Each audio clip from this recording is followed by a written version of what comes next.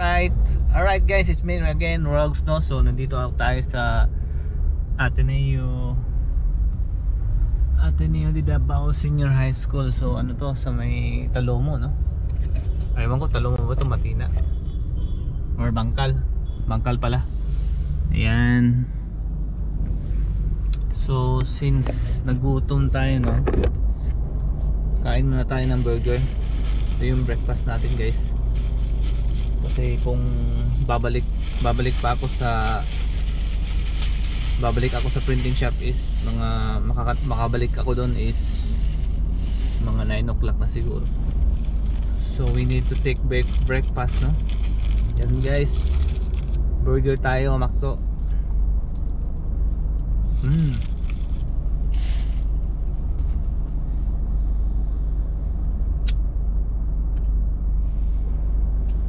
So kanina kasi moderate traffic doon sa may Matina banda, somewhere in SNR, no?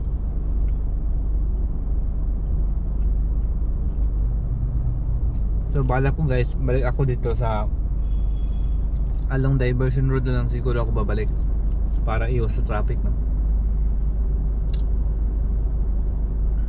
Right. Kaya muna tayo.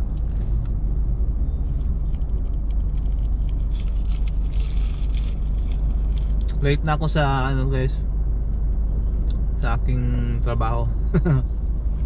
Anyway, kain na tayo.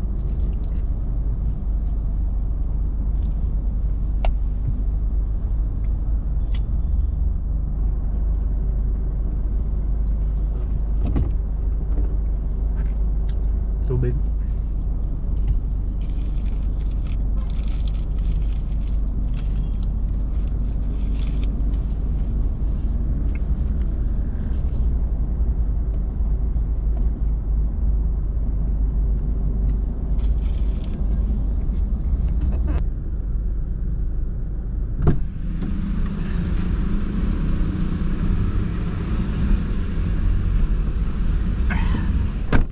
Guys, so let's go. Biyahe na tayo pabalik. So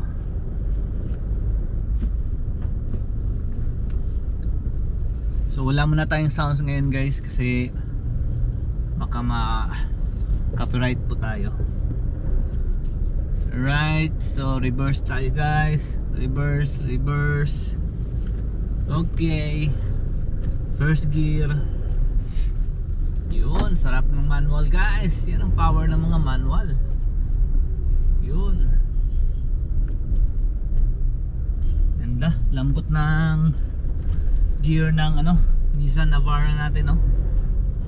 Alright guys, first impression topic natin ngayong umaga guys, no? Dito kay Nissan Navara Calibre. So manual yung unit natin guys, no? So right guys, so I purchased this unit nung November 5, no? Mga 2 weeks pa lang sa akin tong si Nissan Navara guys. Pero ang una ko talagang impression niya dito dun sa comfort ride niya guys. Kung palagi kayong sumasakay ng mga SUV, ganun yung ride niya dito na pick up na to. Kasi nga doon dito sa ano niya, hindi siya lip spring na ginamit. Para siyang sa Ford Raptor na ano, yung spring na coil spring ang ginamit. Then sa akin, no, sa akin na side, first time kong magkaroon ng diesel na sasakyan. So parang feeling ko niya para siyang gasoline engine na alam mo naman sa gasoline engine. Right, turn left tayo guys, no? Shortcut tayo papuntang diversion road. Para siyang gasoline engine na unang ano, arangkada agad eh. Hatak, malakas yung hatak niya guys. Parang gasoline engine siya na diesel. Yun ang ano ko dito, experience, no? Steering, napakaganda ng steering niya guys. turning radius niya. Right, saan ba tayo? Right. So hindi ko kabisado to banda. Ala na. Right, okay, balik tayo doon, no? Yung first gear, second gear niya guys, ang lambot, ang clutch, malambot ang clutch niya guys. Tapos yun. Tapos di pa ako nakakalayo nito guys, no? So along city ride lang ako. Pero sa susunod babiyahe tayo sa ano, no?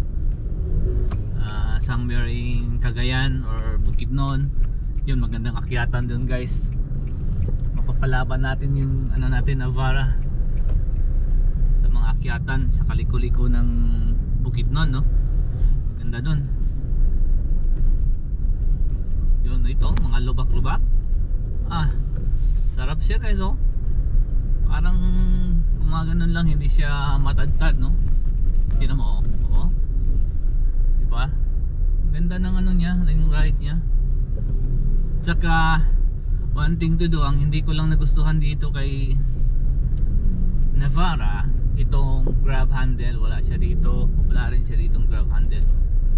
So sa driver's side lang, pero passenger sa likod okay naman. Pero nagagawaan lang din ng paraan, sanayan lang din siguro, no? Alright, so dito highway na tayo guys, sa diversion road. So yan.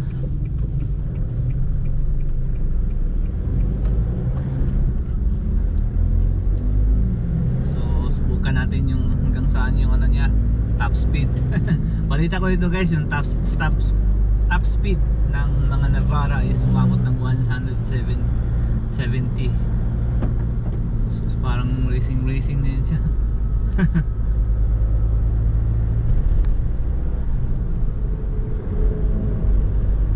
Tapos ano pa, basta maganda siya maglaro sa mga ano guys, sa yung ride niya. Katulad ito, bako-bako yung ano, yung semento, ano lang, parang ano lang siya, smooth lang yung datingan ng ano. Kaya siguro tinawag na mobility, ano ba yung intelligent mobility, ano ba yung ano nila. Tapos yung serbato pala nito guys, parang nakukulangan ako sa busina ni Navara, no? Pero pwede mo namang lagyan ng aftermarket na horn, no? Yung Bosch ano ba yun? Bosch Europa, yun, yung ginabit ko dati sa Nissan Almera, yun, maganda yun. Talagang mabibingi talaga yung mga pasaway na ano, motorista, lalo na sa mga motor, no, na biglang liko, biglang ano. Kaya guys, paalala natin lagi guys, no, itong sa gilid na to, tsaka gilid doon, yung sa side mirror, malaking blind spot yun siya guys. Kaya ingat tayo, lalo na sa mga motor, biglang ano sila, biglang susulpot, lalo na kung nagtawid ka ng crossing guys, no. Yun ang ano nila. So yan, naka 5th gear na tayo guys. Paahon to guys, ha, 5th gear ako. Yan, o. Napakaganda ng smooth niya. 5th gear ito guys, ulitin ko, 5th gear. Paahon konti, oh. Talagang bumabanat yung makina natin guys. Malakas ang Navara guys, sabihin ko sa inyo. Kaya kung gusto niyo ng mga magandang rides, tapos magandang looks, ha, naka DRL lagi, naka DRL yung mukha, naka ano, basta sa pormahan hindi mabibitin si Navara guys, sabihin ko sa inyo. Kahit na kalibre lang bilhin nyo guys. Yan, naka 6 gear ako guys, ha, 6 gear na. So ang takbo ko lang is 80. So medyo slow down tayo dito guys, kasi 60 kilometers lang yun ang, so balik ako sa 5th gear, no. So nasa 60 na yung takbo natin, kasi yun ang requirements dito guys, may speed limit dito.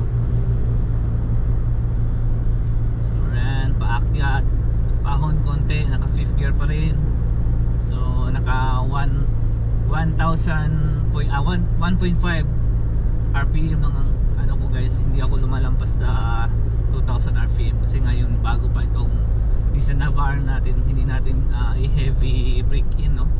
So ano lang, basta hindi ako lumalagpas ng mga 2,000, hindi ako lumalagpas ng 2,000 RPM, yun lang lagi. Siguro after mga 500 kilometers, so ngayon guys, no, nasa sa 258 kilometers. So ngayon downhill na naman, so pwede mo siyang in-neutral. Pero ito talaga ang mga hindi po pwede talaga sa mga driver natin, no, na pag downhill ilalagay sa neutral tapos apply ng brake.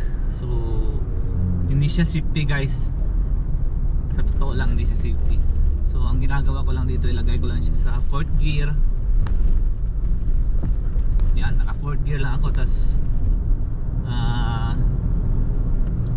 ayan, medyo malakas ng ano, yan 5th gear. Tapos nag-a-apply lang ako konti-konti ng brake kasi mini-maintain ko yung 60 km kasi may mga camera kasi dito guys sa ano tawag nito, yung diversion road. So baka mas speed limit tayo violation tayo dyan guys. So yan lang. Ito, yan.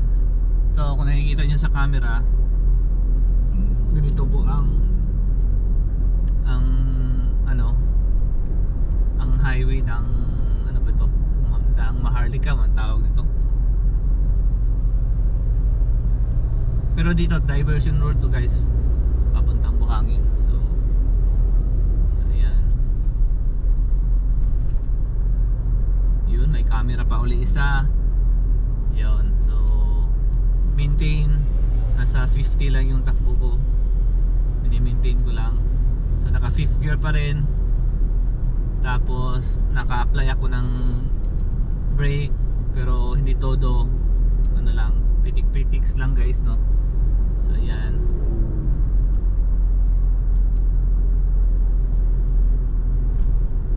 So yan. So slow down lang.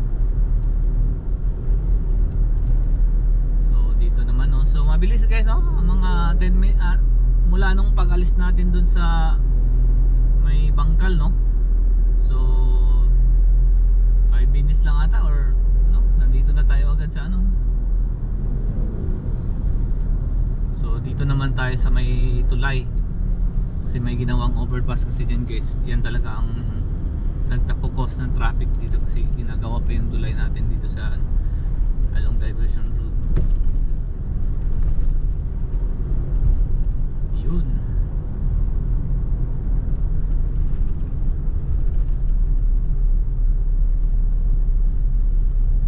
Sana hindi traffic guys. Oh yan, naka-neutral na tayo guys. Yun ang gusto ko sa ano, sa mga manual kasi nagagawa mo yung lahat yung gusto mo. Yung ano ba? Yung hindi ka didiktahan ng makina. Yung ikaw mismo ang didikta sa makina. 'Di ba? Kasi pag automatic kasi ikaw pa yung makina kasi mag-a-adjust doon eh. Kasi hindi naman siya papalo agad ng pag ilagay mo sa drive. Hindi naman siya papalo agad ng ano eh. Dahan-dahan yan eh pagka medyo ano, parang automatic, segunda, tercera, ganun yung estilo ng automatic. Pero meron din iba yung ano, may mga paddle shifter dito na pwede mo rin siyang ilagay sa manual. Pero iba talaga yung transmission mo talaga na manual, talagang solid talaga guys. Totoo lang guys, solid talaga. Hindi ko naman against ako sa mga automatic, no, dahil yung isang sasakyan namin is automatic din. Pero ang advantage lang ni automatic transmission kasi pagka bumper to bumper, halimbawa city ride, medyo matraffic sa lugar, yun lang maganda siya kasi may hill start assist, may mga ganun pagka paakyat tapos medyo matraffic, so hindi nangalay yung ano, yung paa mo ba, parang relax lang yung ano mo. Pero dito sa manual, kapag gano'n ang estilo, kung hindi ka sanay sa manual, talagang mahihirapan talaga yung paa mo. Unless lang, pares katulad ko na talagang gamay ko yung mga manual. Kasi kahit nung unang sasakyan ko na second hand, manual pa rin ako, manual. So doon talaga ako sa para sa akin, manual talaga yung ko, yung prefer ko na sasakyan.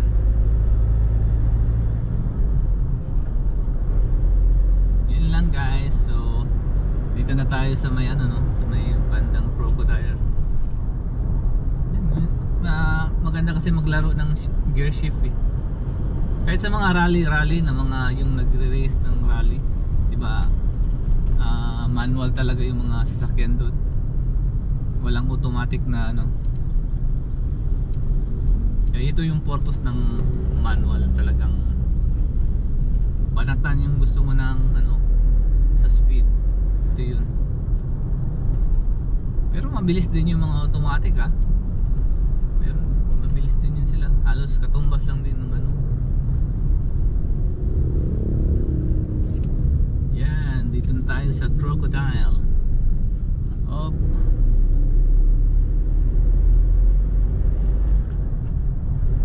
At saka sa fuel average pala nito guys, dito city riding so maglalaro lang siya sa 9 to 12.5 average na pinakabababa ko dito is 11.5 yung nakalagay update na average fuel consumption sa niya. City ride lang yun guys. Hindi pa ako lumalayo ng nagbabiyahe ng malayo. So yung 6 gear dito hindi ko nga masyadong nagagamit yung 6 gear kasi hanggang 5th gear lang yung ko, yung pag kasi hindi mo magagamit yung 6 gear kasi kailangan mabilis yung kasi nandito lang tayo kasi may mga dito within Davao kasi guys may mga speed na hanggang 60 lang talaga dito, 40 and 60 lang talaga.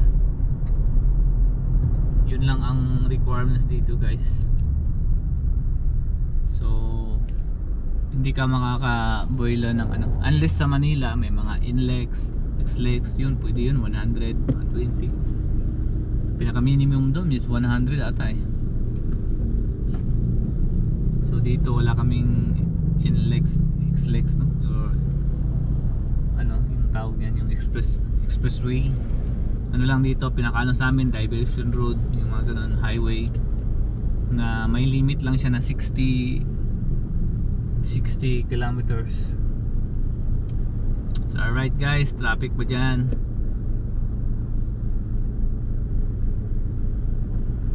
So sa mga technique ng mga manual guys, pag mga ganito, lagay mo lang sa handbrake, tas wag ka nang mag-apak lagi sa sa brake or sa naka-ready lagi. Mahirapan yung paa mo guys pagka ganito. Parang normal lang nakaupo kang ganyan, ilagay mo lang yung paa mo, i-relax lang. Kailangan pag go ganyan, kailangan mabilis, presence of mind ka, mabilis yung transition ng paa mo saka yung kamay mo doon sa shift gear katulad niyan. Automatic ka agad yan, di ba? Yun, masasanay ka lang yan guys basta manual yung sasakyan. Gamay mo lagi yung yung sasakyan mo. Total ikaw naman nagdadala ng sasakyan mo. Alam mo yung basta alam mo yung niya, yung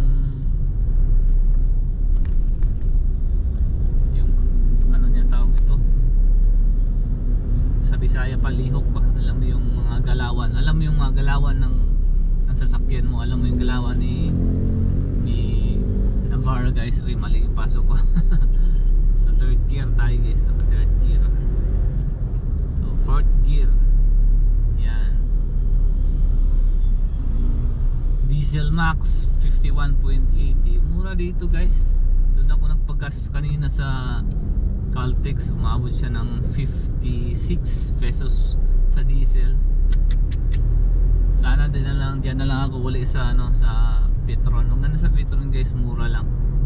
Diesel max 51.80 dito sa Davao yung price. So sa Caltex kanina kahapon nagpagas ako is 56 sila. So lugi ako ng na 5 pesos. Sayang yung 5 pesos guys, or 'di ba? Eh malaking tulong na yun. So simula nung paglabas dito guys, no, so yung 1,000 pala na 1,000 pesos, so 20 liters lang maabot ng or kahapon doon ako sa Caltex sa 1,000 na pinapasekan refill ko ng fuel is parang 19 liters lang siya doon sa 56 pesos na na price niya. So kung doon ako nagpagas kasi nung unang ko kay Petron, umabot siya ng 20 something, basta 20 more or less 20 siya guys, liter ng diesel. So lugi ako doon kay Caltex guys. Medyo mahal kasi si Caltex talaga. So yun. So next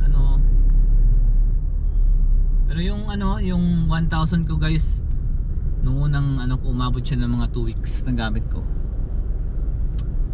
Pero hindi pa yun heavy na ginagamit kasi. Pero ngayon, ewan ko lang yung kahapon na nilagay, nagpa-refill ako kahapon ng 1,000, no? So nasa 19 liters siya. Yung ko na lang man, yung inahatid ko lang, yung hatid sundo ko lang yung anak ko sa school, no? Tapos yun, sa balik na naman sa office, yun lang lagi. Yun lang ang pinakamalayo guys, yung kay Ryle. Siyempre malayo kasi yung Ateneo Senior High School, no? So nasa Bangkal siya, so nandito kami sa Buhangin. So medyo malayo talaga sa amin, at saka magastos sa, kung araw-arawin mo yun is magastos siya sa kaya lang nung time kasi na yun, naiwan siya ng bus, kaya hinatid ko siya doon papuntang Bangkal. So yun lang. Traffic guys dito talaga na area na to.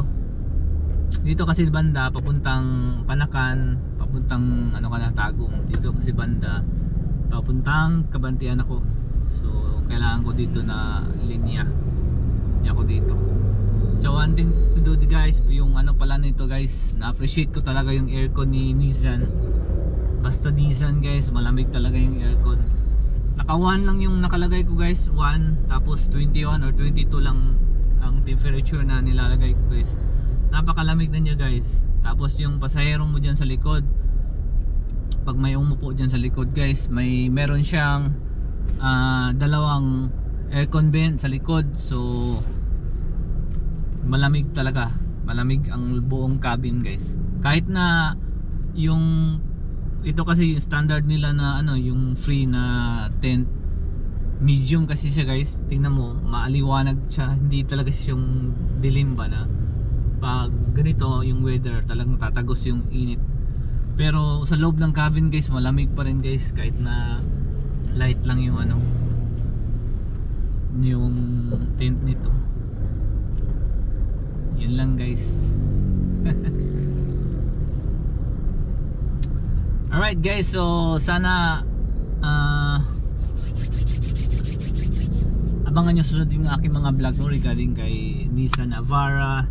And sa mga hindi pala nag-subscribe guys, subscribe na kayo guys. Marami pa tayong pag-usapan dito kay Nissan Navara, no? For my own, as a owner as Nissan Navara, kung ano yung mga feedback dito or anong mga kuhan, isasabi ko lahat dito sa video ko guys. At para i-share ko lang yung mga experience ko dito kay Nissan Navara. So sa ngayon medyo nag-enjoy ako, wala pa akong so I hope okay lahat, diba? And then yun lang. So see you in my next vlog guys. So ako pala si Mr. Rogues, and nagsasabi sa iyo magandang umaga uli, and ciao.